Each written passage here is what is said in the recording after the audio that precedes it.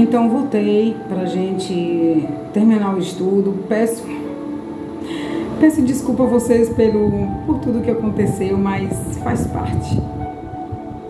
Faz parte. Ninguém pode calar a igreja de Deus, ninguém pode. Tentam, né? O inimigo tenta, mas não importa.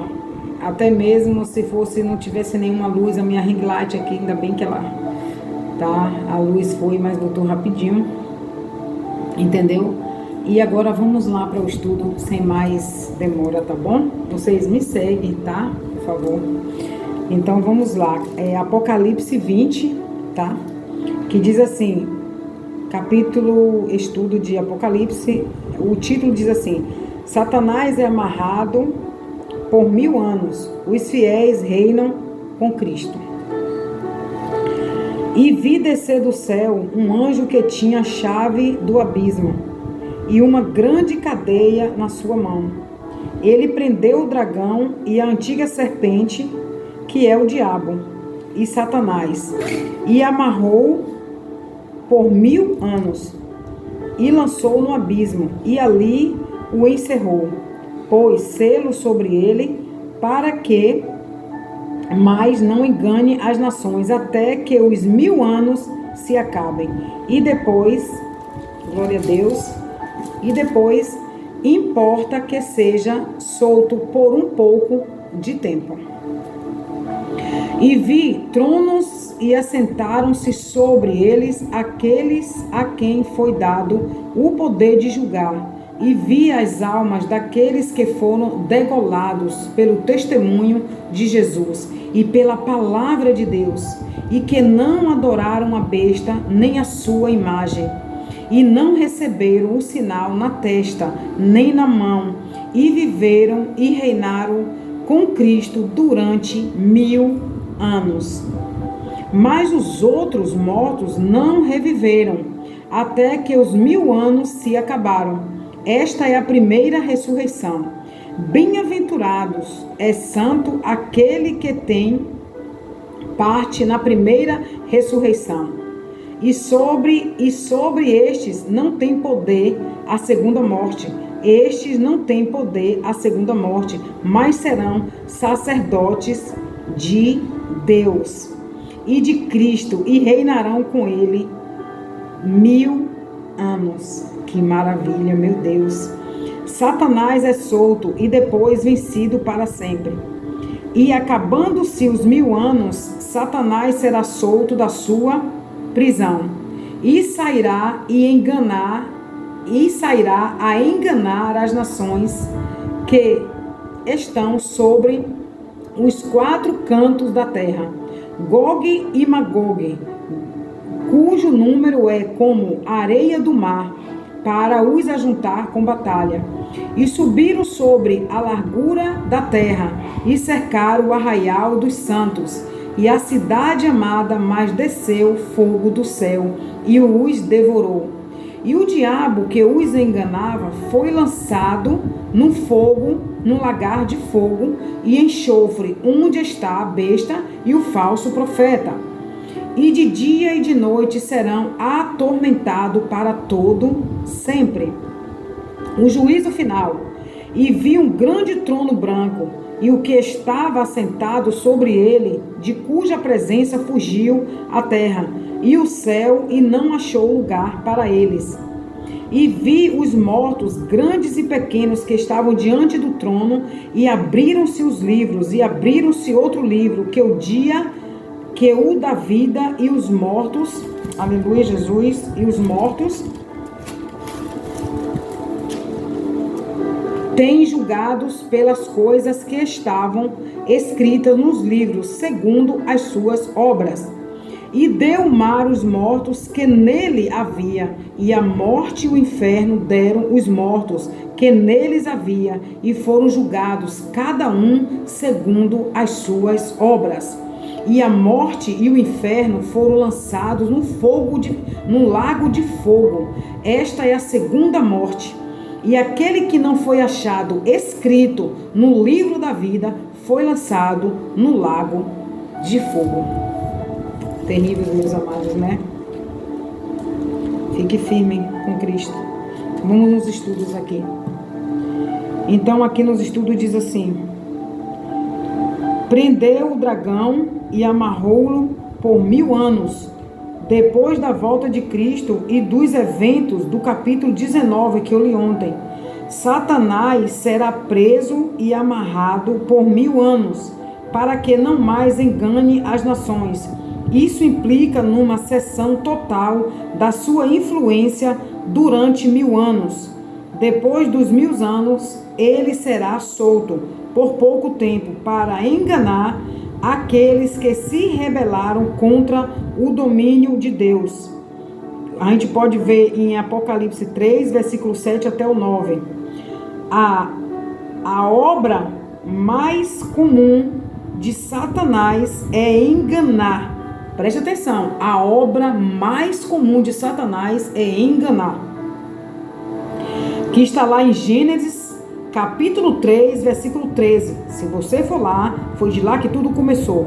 Aí vem Mateus 24, 24. 2 Tessalonicenses 2, versículo 9 e 10. Olha, 2 Tessalonicenses, em todo o Apocalipse é citado.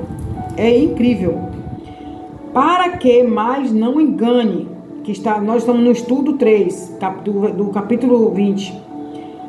Para que mais não engane as nações que existirão durante o reino de Cristo na terra, são formadas pelos crentes que estavam vivos no fim da tribulação. Apocalipse 19, 21. Nota-se, Apocalipse 20, versículo 4. Embora a palavra nações seja, às vezes, especificamente usada para os ímpios, João também a usa para representar os salvos. Porque a Bíblia diz que que vai ter muito povos de todas as nações. Aonde o povo de Deus teve que fugir para qualquer tipo de nação, qualquer tipo de país, Deus vai recuperar toda a sua igreja. Então, nações significa pessoas. Nações foi construída por pessoas, né? Para quem não sabe. Então, tem lá Apocalipse 21, 24, Apocalipse 22 e o 2. Mais adiante aqui, querido, diz assim: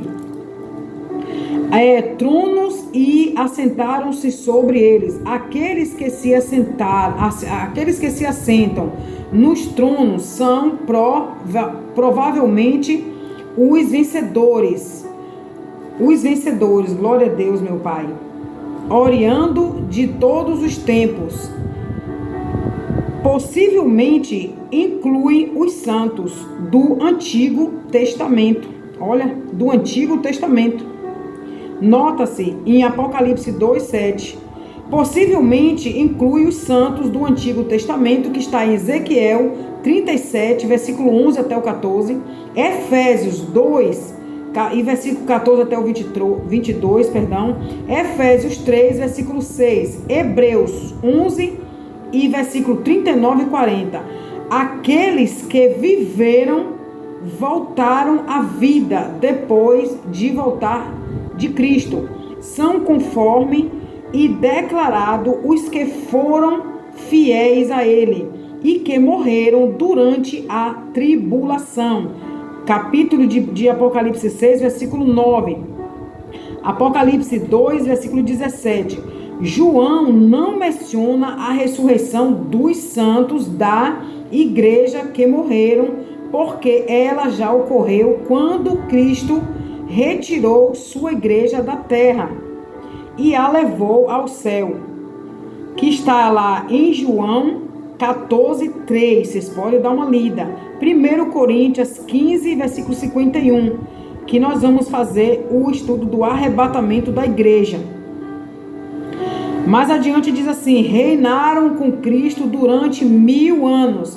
Este reino de Cristo por 1000 anos é, às vezes, chamado o milênio, tempo de origem latina que significa milênio, termo de origem latina que significa 1000 anos. As características deste reino são as seguintes: foi predito no Antigo Testamento, Isaías 9, versículo 6, Isaías 65, Isaías 65, versículo 19 ao 25, Daniel 7, versículo 13 e 14, Miqueias 4, versículo 1 e o 8, Zacarias 14, versículo 1 e o 9, Apocalipse capítulo 2, versículo 25 e o 28.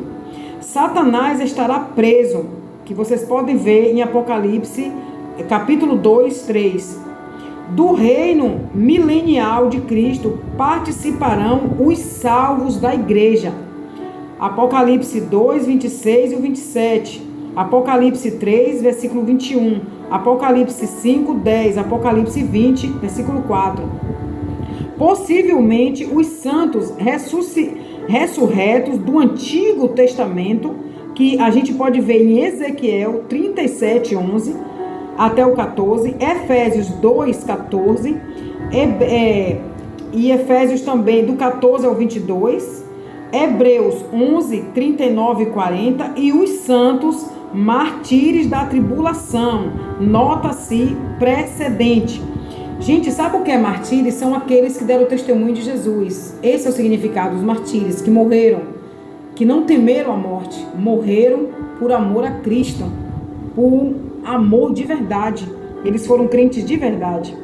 O povo do milênio a ser governado por Cristo consistirá dos que permaneceram fiéis a Ele durante a tribulação e até a sua vinda, e dos que nasceram durante o milênio. Isso quer dizer o quê? Que teve alguém que foi salvo, mesmo naquele grande dia onde Satanás, que está perto dele governar, né? Começar por Israel, vai ter sim, o Senhor vai mandar, eu já falei lá na frente, os 2 testemunhos, o Senhor vai mandar na terra, né? As 2 testemunhas para pregar, né? O evangelho, para poder salvar um povo que Deus prometeu aos pais dele, que são alguns judeus israelitas, que não acreditaram que Jesus é o Messias. Eles vão passar a crer, a ficha para eles vão cair, e não só a eles, né? Mas por causa deles também vai salvar muitos cristãos, né? Que somos nós, os gentios, aqueles que reconheceram realmente que Jesus é o Salvador, né? Então aqui mais adiante diz assim: nenhum inconverso entrará nesse reino. Apocalipse 19, 21, nota-se: aqueles que reinaram com Cristo terão autoridade sobre todas as nações e servirão e governarão Israel as demais nações. Isso quer dizer o quê? Que aqueles que estão com Cristo vai governar junto com Cristo. Isso é maravilhoso, gente. Deus não dá um governo para ser um ditador. Deus permitiu sempre um governo para favorecer o povo. Você está entendendo? Por isso, quando Deus fala, orai pelos governantes, orai para que eu entre em ações, perdão. E vocês estão vendo aí, e eu digo com prioridade, Deus não permitiu que Bolsonaro, vou tocar aqui, não quero que você se ofenda, e se você se ofender não me interessa. Deus não permitiu que Bolsonaro ganhou, sabe por quê? Ganhassem por causa da sua idolatria. Deus mandou orar, mas idolatraram e estão idolatrando ainda hoje. Aí fica essa guerra entre a direita e a esquerda. O seu governador, quem é? O seu governo, o meu é Cristo, o seu quem é? Porque se o seu for os homens, você está mais ou menos encrencada. Não espere expectativa em homens, espere em Cristo. Amém? Nosso dever é só orar, Então, aqui diz, que tá, né? Aqueles que reinaram, vou repetir, que reinaram com Cristo, terão autoridade sobre todas as nações e servirão e governarão Israel e as demais nações, né? Vamos ver em Apocalipse 6, 3. Apocalipse, capítulo 6, 3 e 21. Apocalipse 5, 10. Apocalipse 26. Mateus 19, 28. Vê Sonfonias, capítulo 3, do versículo 9 ao 20. Nota-se: haverá paz, segurança, prosperidade e justiça em toda a terra. Aleluia! Isaías, capítulo 2, versículo 2 e 4. Miqueias, capítulo 4, versículo 4. Zacarias 9, 10. Ver também Zacarias 2, 5. Nota-se 9, capítulo de Zacarias, versículo 8. Aleluia! A natureza será restaurada. Ai, gente, vamos dar glória! Aleluia, Jesus! A natureza será restaurada, a sua condição original de ordem, perfeição e beleza. Aleluia, Jesus. Ai, eu me emociono tanto. Salmo 96, versículo 11 e 13. Salmo 98, versículo 7 e 9. Podem ver, queridos. Isaías, capítulo 8, versículo 18 e 23. Ver também Isaías 65, 17 até o 25. Ezequiel 36, versículo 8 até o 15. Zacarias 14, versículo 8. Nota-se. E também tem Romanos, capítulo 8, versículo 18 ao 23. Eu deixei aqui como reflexão para vocês. Aleluia! Todos que optarem pela sonda da impiedade, da rebelião e da desobediência serão castigados. Versículo, vamos ver em Apocalipse 7, 10. Não sou eu que digo, é a palavra. No fim dos 1000 anos, o reino será entregue ao Pai por Jesus. Olha aí, a porta é Jesus, gente. A porta é Jesus, tá? Sem Jesus você não vê o Pai, ok? Por isso que tem que obedecer. Se você tiver em uma igreja onde não tem doutrina de Cristo, ensinamento de Cristo, sai dessa Babilônia. Sai dessa Babilônia. Vou repetir, no fim dos 1000 anos, o reino será entregue ao Pai por Jesus. 1 Coríntios capítulo 15, versículo 24. Então começará o reino final, eterno e perfeito de Deus. Aleluia. E do Cordeiro. Aleluia. Apocalipse 21 até o final. Apocalipse 22, versículo 5. Primeira ressurreição. Esta expressão inclui a ressurreição de Cristo e de todo o novo de Deus. A ressurreição dos ímpios ocorrerá no fim do milênio. Vê aí, ó. Por isso que o povo diz que Apocalipse parece zumbi, porque os mortos em Cristo ressuscitam primeiro, mas os que morreram sem Cristo ressuscitam depois para serem julgados no fim do milênio.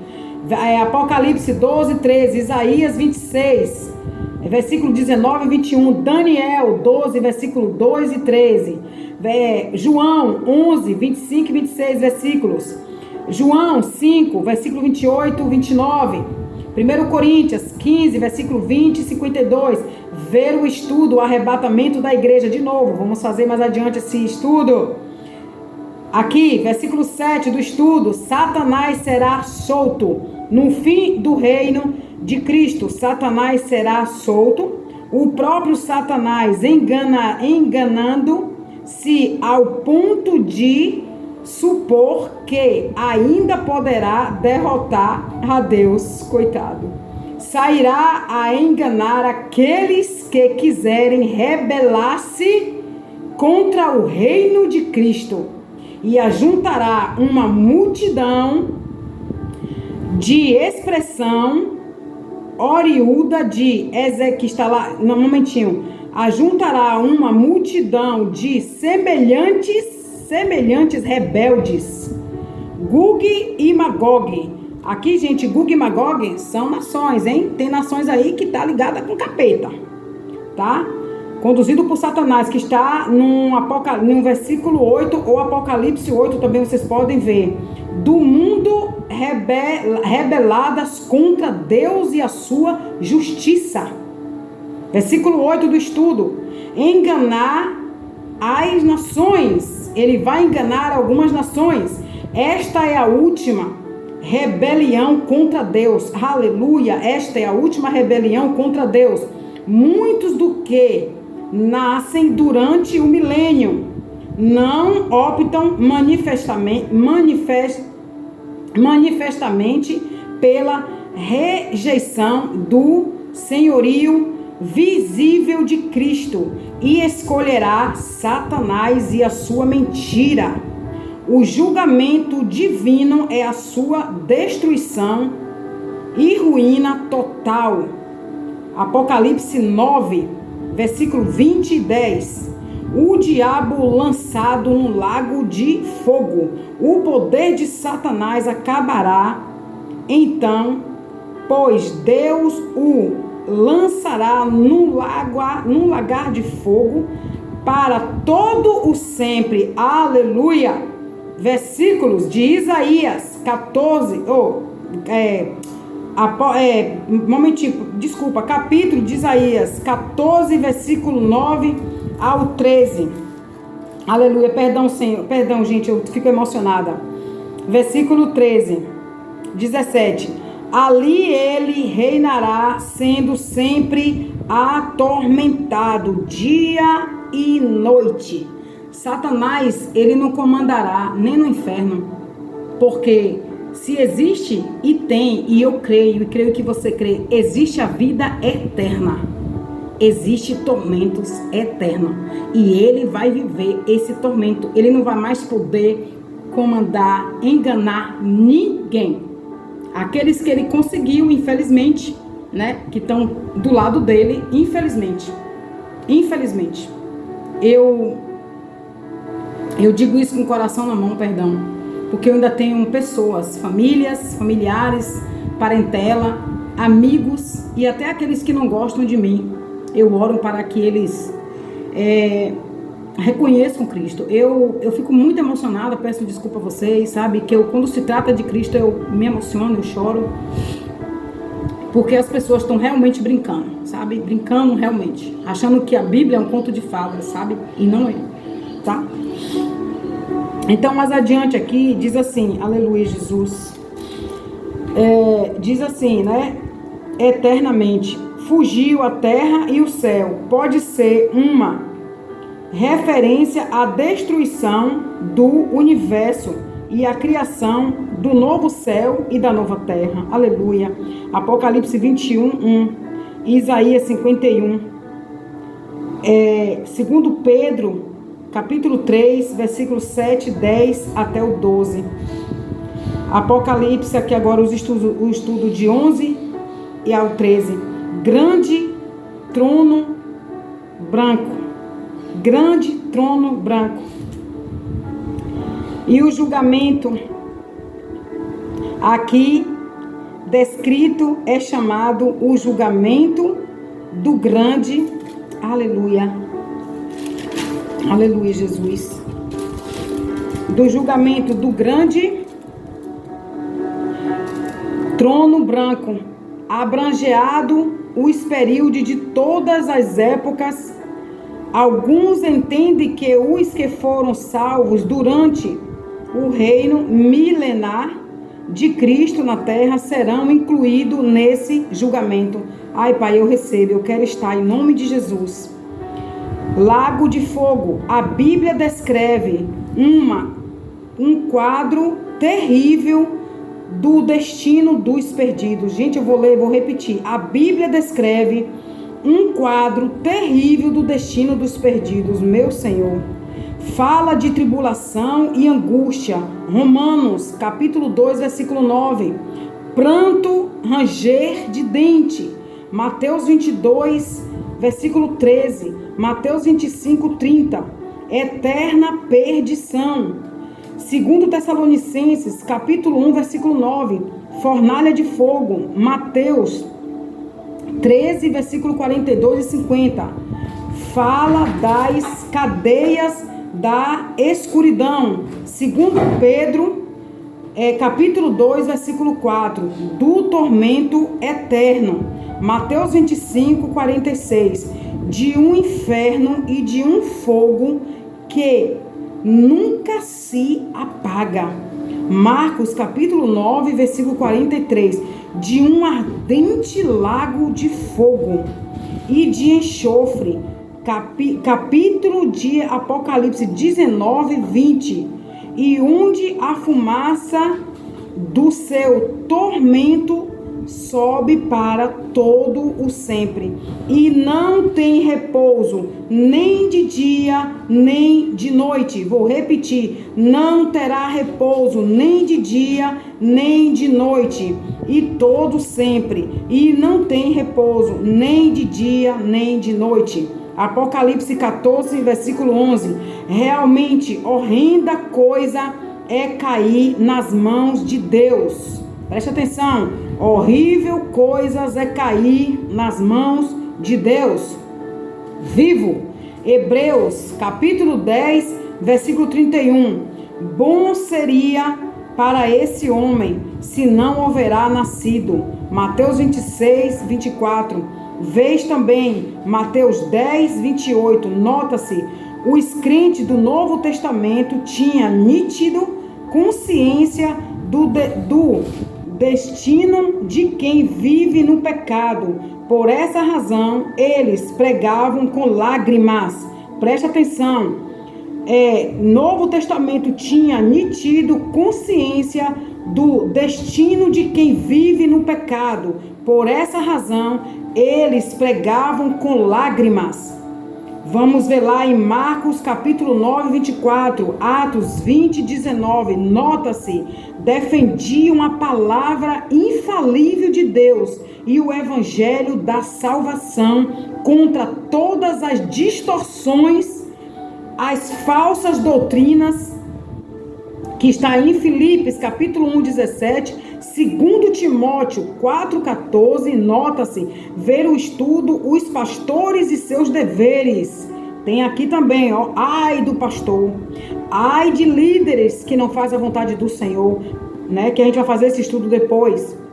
O sinistro fato do castigo eterno para os ímpios é a maior razão para levar o evangelho a todo o mundo e fazer o máximo possível para persuadir as pessoas a arrepender-se e aceitarem a Cristo antes que seja tarde demais.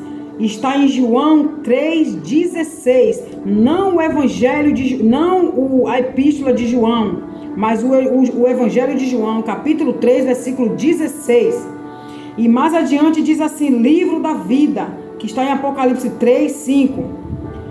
Um novo céu e uma nova terra, que é em Apocalipse 21, que eu vou pregar mais adiante.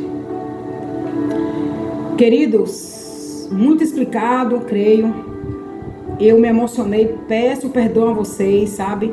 Não é fácil. Não é fácil porque o inimigo, ele odeia a verdade, ele odeia que você lê Bíblia, ele odeia que você tenha entendimento da palavra, ele odeia que você ora, ele odeia que você diz não para o pecado. E ele odeia a mim e a você com toda ódio possível, porque ele odeia os seres humanos, porque Deus declarou e disse: eu fiz os meus filhos com o meu toque.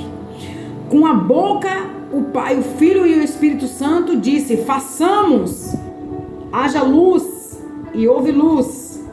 Haja separação de água doce e água salgada, e por aí vai.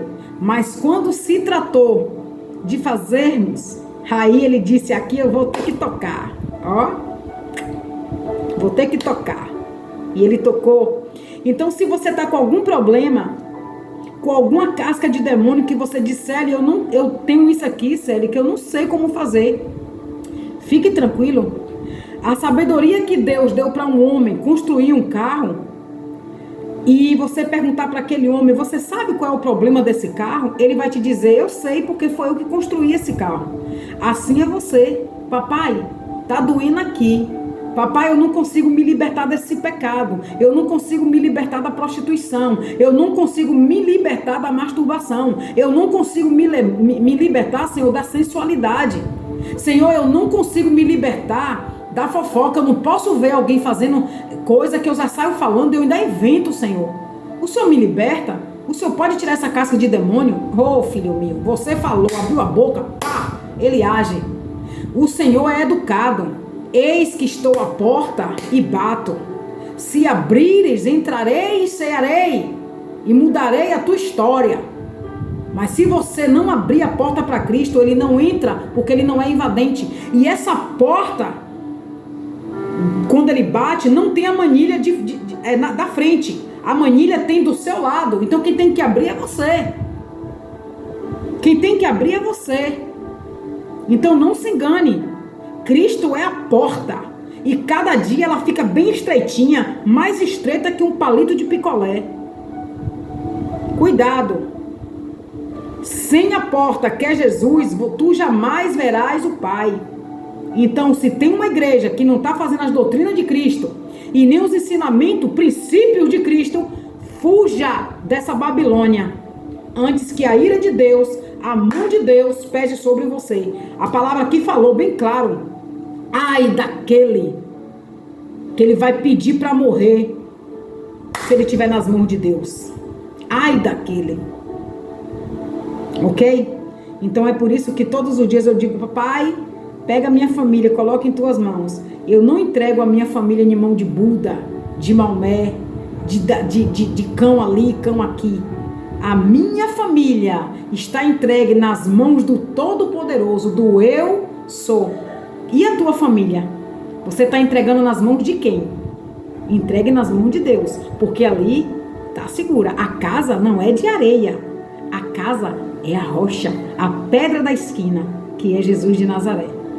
Muito obrigado, Deus abençoe, Deus tire as escamas, o Espírito Santo dos seus olhos, destape seus ouvidos e prepara todos os dias o teu coração. Eu te abençoo, em nome de Jesus. Obrigada, saiu longo, mas eu não me comando, aqui quem comanda é o Espírito Santo. Beijo, fique na paz. Missionária Célia.